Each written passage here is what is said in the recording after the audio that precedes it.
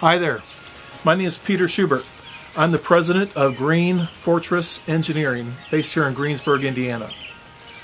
2.5 centuries ago, hydrogen was discovered, the most abundant element in the universe.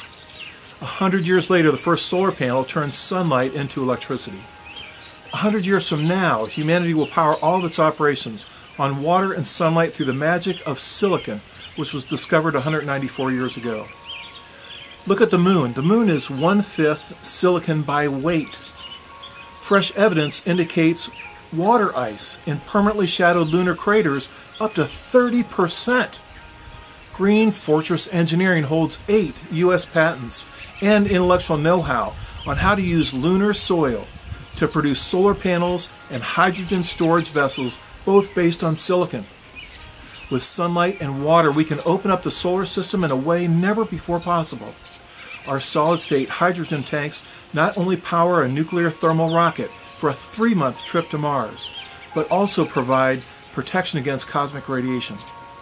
Our fast ships can take this extraction technology to the asteroids and harvest platinum.